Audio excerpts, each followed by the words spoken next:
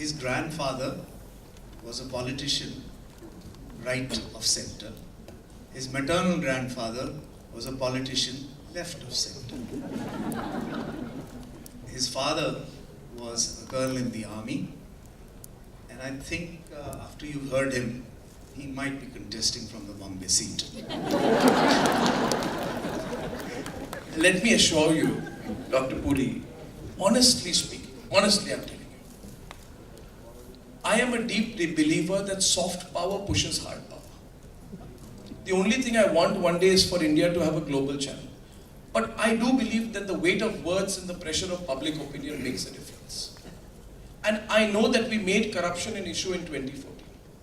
It's not impossible, Dr. Puri, that healthcare can become an issue. I have seen vulnerability, and hence I say, Dr. Puri, I feel guilty sometimes for the healthcare I receive for myself. I feel a sense of guilt. So I do hope that this becomes the starting point. But no politics for me, sir. Not in this lifetime, sir. I'm clarifying there are enough people on Twitter saying, he said this and Arnab didn't respond, which means I have no such intention. Thank you. So much. I thank you so much. The only point that I'd like to assure you, Arnab, because you are an opinion maker, the gathering here is a conglomeration of nurses, doctors from government institutions, public sector, private sector. I don't think as a nation or as a nationalist, everyone is a nationalist, I believe so, from the core of my heart. Anybody wants a scheme such as a national insurance scheme for the government to fail. The problem is not the scheme, the problem is the sustainability of an organization, because the charges that are being given are so pathetic that it cannot last. And the conference here is about the third A. One thing that you mentioned is the affordability, that's of course prime. The second is availability, which is of major concern. And the third is assurance, that is the quality. So I'd be very grateful on behalf of all these members if you will convey through your medium, and you are a powerful voice, that we would like the national insurance scheme to work, but be reasonable about what. Don't destroy an industry just because I can't cut my legs to become the Vaisakhi of someone else. Thank you very much. It's a pleasure having you with us as usual. God bless you. God bless you. And this comes from a 72-year-old, so I'm neither 15 nor 17. Arnab unfortunately had conveyed to us that he has to go. Ladies and gentlemen, please give him a big hand.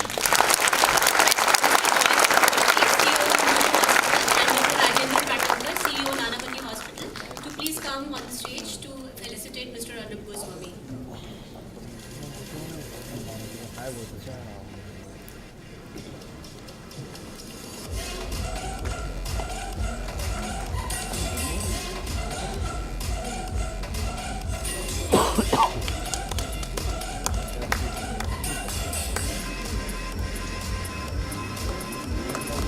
Thank you once again so much.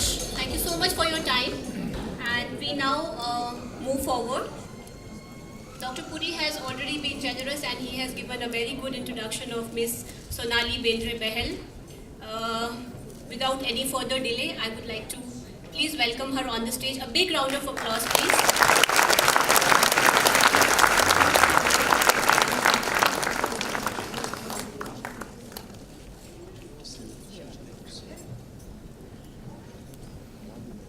So as I said, I wish I had the voice of Jagjit Singh to say, Hosh walon ko khabar kya, bekhudi kya cheez hai. You will remember her in Sarfarosh with Amir Khan and Nasiruddin Shah. That's it. Sonali, you are an icon in the eyes of a lot of people. First, as a career woman who made theatre, films, television, somebody who has gone through this kind of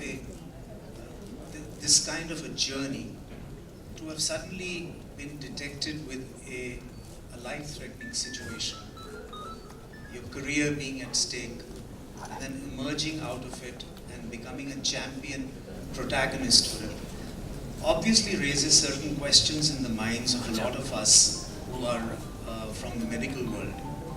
First of all, would it be intrusive on my part to ask you, how were you diagnosed?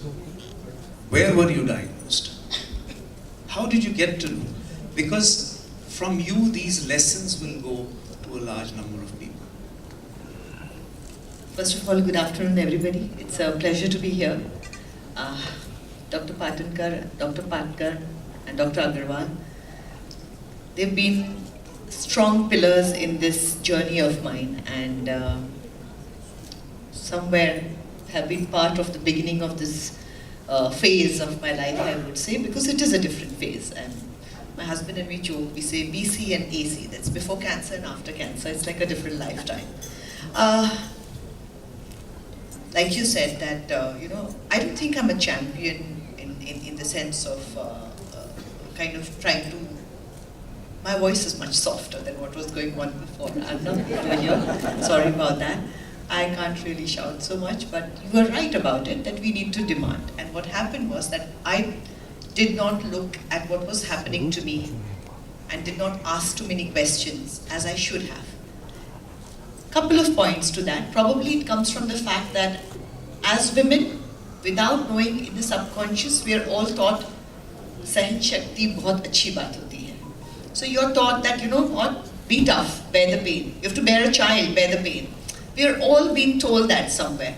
So you kind of internalize that, and you're always thinking that, you know what, I can bear the pain and you can go on. And I kept telling myself that I'm putting in an 18-hour day.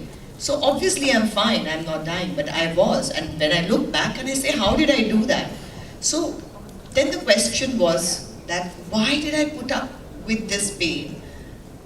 What was I waiting for me to collapse? To understand what my body was trying to tell me. So it comes down to that the body was sending me signals. I was not looking at it as I should have looked at it. Half of the time we say that, yeah, but I've told my doctor, so it should be okay. But we forget doctors are human beings too, and they're looking at, especially in our country, the kind of patients they're looking at, the kind of numbers they're looking at. It's really not possible for them, to blame everything on doctors and say, why did they not? I mean, how can they? It's my own body which was telling me and I did not listen to it, so why expect somebody else to? So I think we are already putting on a lot of burden where doctors are concerned. So that's where it started for me, not listening to the signals. Went in for a what would you call it, a TCRE procedure? Because these are the medical terms that I know of, and which here in this room people will understand. But yeah, and we were suddenly, we discovered that there was something in there which was causing this whole thing all this while. And we came out of there, and then we discovered that it was not just there, it was all over. It was spreading really fast, and it had spread to a lot of areas, and basically it was the 4th stage. So I don't know how I had pulled it off till then, but that was the shocker. So Sonali, from the perspective of the diagnosis, from the perspective of the guidance that you received, do you have any reservations about the quality of care that you received here? Not at all, but I would say I did go to the US. I went to New York for my treatment. My husband was very clear about it. He said, I don't want to take any chances. And the reason I think I was literally fighting with him. I'm like, my child is young, the home is here, and we're just picking up. And it was literally in 2 days after the diagnosis that we had packed our bags and we had left. And I didn't know when I was coming back, what was happening, where I was going for. It was just the two of us. We had not really had time to discuss it with too many people, and we had just taken off. He had got the appointments and we had just taken off. So I kept fighting with him, saying that, how can you just stop everything? But when I reached there and I got to know the extent of this, somewhere I did honestly feel, thank God I'm here. I think that comes from the fact that there are a lot of things that now in hindsight I look at, and it was probably an instinct, but where he came from, and as he explains it to me, he said that, I know we would have got great care here, and touch wood, we have the means to, and the connections to, and the relationships where we could tap on people, but the fact remains that we went to a place where this is what they dealt with. The only disease they dealt with was this. So his logic was that if for so many years they're only dealing with cancer and its various types of cancers, so much so that the place that I went to, the entire building was dedicated to just these type of cancers. That means there has to be something in which, when you are obviously doing it constantly for so many hours, there's definitely going to be more data that's collected, there's going to be more intuition that is going to be there. He said, you were at the stage where I did not want to take a chance on this. And in his words, what he said was that I would rather say that, I overthought it and I overreacted, rather than later on feel that I should have done it. He said, I did not want to take that chance. And that was the reason why we went there. So, no offense and nothing. No, not at all. What I was leading to is that in your mind's eye and in your husband's eye, it was the outcome that was probably higher in that particular hospital, maybe because of super specialization or whatever. So to you and to your husband, decision making was based not because you didn't receive the right care or would not have got the right care, but because you felt that the outcomes there, being super specialized in that particular area and having that expertise, were higher. So to you, I would say that if I was outcome at an is earlier, important. yes, absolutely. I would say that if I was at an earlier stage, I would have definitely not gone, because I knew we could be dealing with it. But when you were at a stage where it was like, we don't know where this is going to go next, then you didn't want to take a chance on the outcome. So if you were to give a message to the public, how important do you think is the determinant of quality and outcome, ultimately to what you decide to do with the treatment that you're going to receive? One part is, of course, cost, which you just yourself mentioned that you were in a position to be able to afford the cost. But my point is, other than the cost, is the assurance of getting a better outcome a determinant? Absolutely it is, because people put in their life savings to get that outcome. So anybody who can is going to try and do that. Education and health are two areas where you're really not looking at profits. You're going to put in spite of, even if you have less to eat, you're going to put in, and that education for your children and healthcare for your family is something that you are going to put in your money on. When you say saving for the rainy day, these are the rainy days that you're saving for. Just sorry to interrupt you. Yeah. Do you have a medical insurance? But not the one that you can use abroad. But you do have. But I do say that we need to have the insurance, and that is what takes us through. And what Arnav was saying is true. My father's a government servant, and CGHS plays a very important role in our family. So insurance is important, and I think in a talk that I had when I came back also, I said that medical insurance is important. Half the time we think this is not going to happen to me. It's for somebody else, and then when it happens is when you realize that no, it can happen to anybody, and you need to be prepared. So this is something that we do need to do. Sorry, I lost my train of thought on that, but... No, I want you to keep on in this train of thought. Okay. So tell me, how is this that in a country, the driver of the car is insured compulsorily, but the driver is not? Well, I think the employer should have the insurance for the driver also. So suppose you are the driver or I am the driver. Our car by law is insured. But We cannot drive on the vehicle. So are on you the road. asking me that but by the law government should says there be nothing. Our insurance? regulation says nothing that you and I should be covered by insurance. So maybe this is the right thing, that what he's saying, maybe this is the voice that should be spoken about. So please. And and we should be discussing.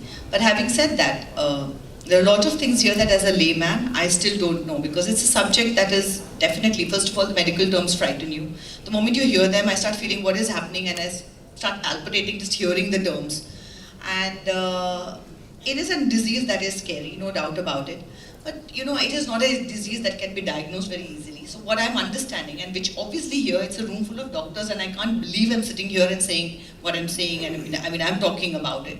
But I don't know the medical terms of it, and I don't know how you will arrive at the thing. But because I went through it, my journey has been that eventually what I have understood, and to put it down in layman terms, is that early detection is what is the most important thing where this disease is concerned.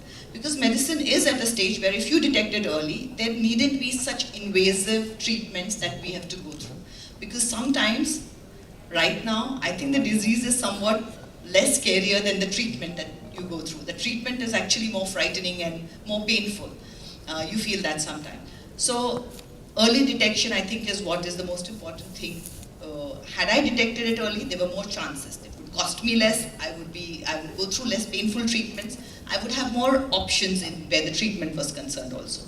So for me, I didn't know this disease was so prevalent because nobody talks about it. When it happened to me, I realized in my family how many people had had it and had not spoken about it.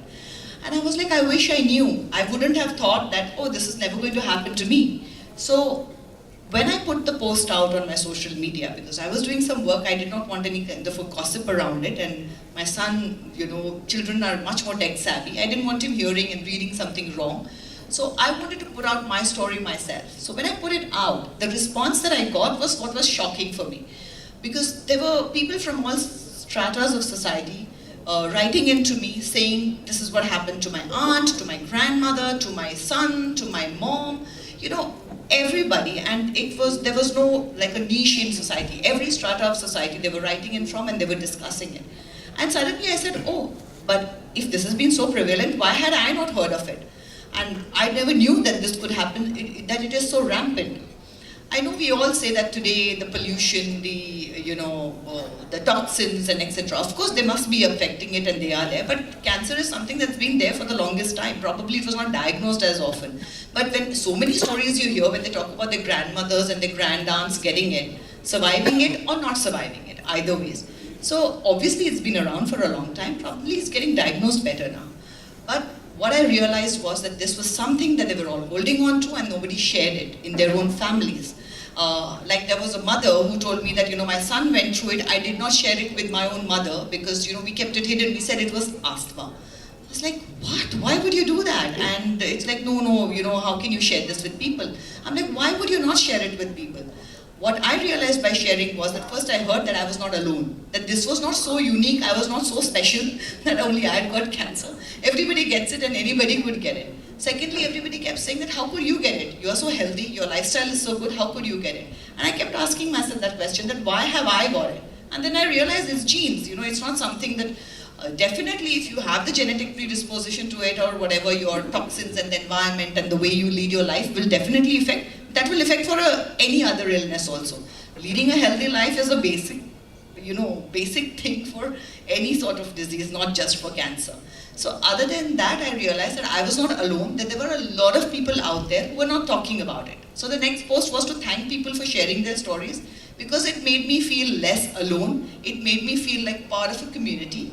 And then the stories, what I started putting out was more of saying, thank you for sharing. And the fact that, why are we not talking about it? Because what I found when I shared it was that I got a lot of love. I got so much of love that I didn't know I had so much of love. I didn't know so many people cared about me. So that was one thing that I realized, and I thought that was a great thing to realize. Even if I died, at least I would have died knowing that I was loved so much. So it was a great way to go there. Thankfully I haven't, but yes.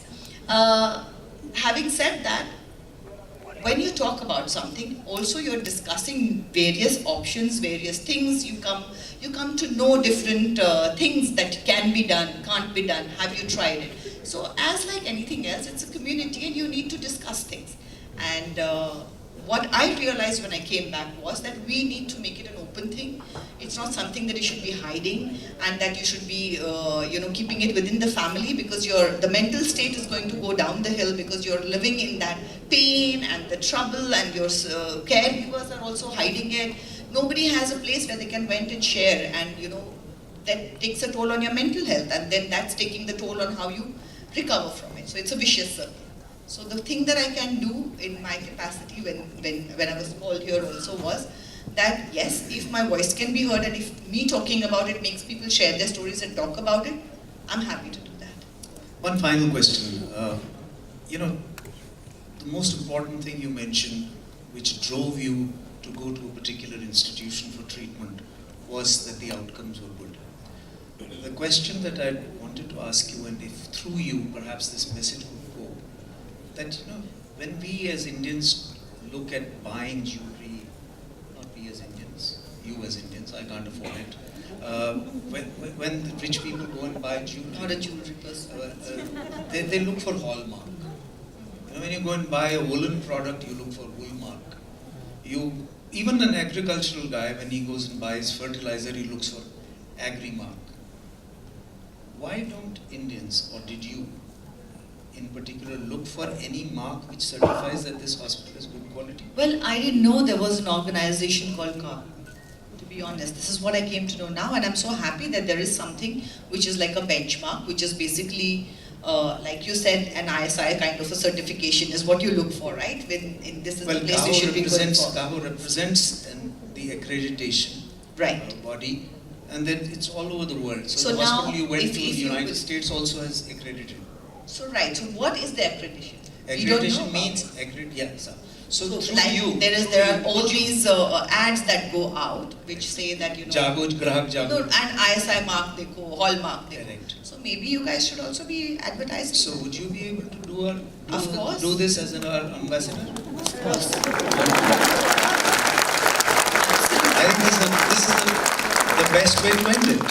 So ladies There and is one gentlemen, more. I would like to say a couple of things more, which is one more thing. When you said when you go, if there is a difference between what is happening in the US and what is happening here and all that, I do have 2-3 things that we need to look into much more, and I don't know, and I'm happy and open to sit and contribute in any way that I can. But what I discovered was that genetic testing is important. So when there are hospitals that have a cancer department, you have constantly टीकाकरण करो, ये करो. There are so many posters that you put out. Why don't you put more posters on get your testing done, checkups done? Why don't we talk more about cancer? Even the hospitals don't talk about cancer. Even the doctors are so scared to say the big C. Though cancer is like a big umbrella. And then when I get it, I realize that every cancer is like a different disease altogether. It's like just one big umbrella which covers, God knows, probably 40 different kinds of diseases or more. So why aren't the hospitals also putting up more of these things and talking about it a lot more? And you do blood banks and this bank. So let's do more talks about it so that you reach grassroots levels. We'll talk about media, but half the time I don't read the news because I find it only bad news come out and I'm not looking at it at all. But when you do grassroots levels and when you do things in hospitals, people who are sitting there waiting for the doctor are reading it. At least I do read what is happening and try to follow it. So maybe we should also do that. yeah, but I'd just like to add, on behalf of doctors, that doctors make errors. To make errors, We all do. to Human make- beings make that. I don't think we should hold that. Yeah, to make errors is human, but to blame it on others requires management skill. So we have a lot of managers here, Okay, so all the managers have to do so this. they have to do this. Guys, it's all, you just put it all in your laps. Thank you very So much. you have to do this. Thank you. Ladies and gentlemen, please give her a standing ovation. So we would have to do that. But thank you so much. I'm I was really petrified about being here in front of all the doctors and talking on these medical terms.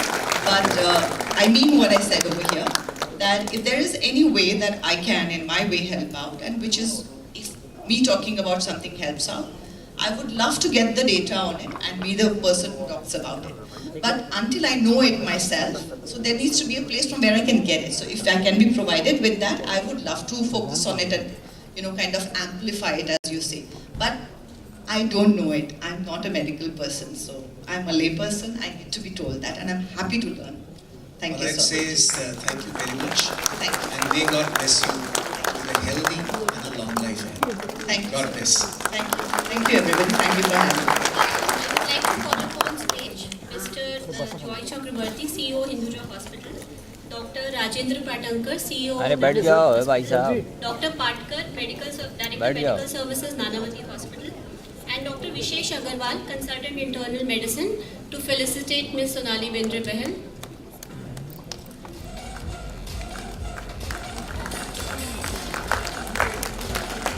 Thank you so much, ma'am, for taking time out of your busy schedule.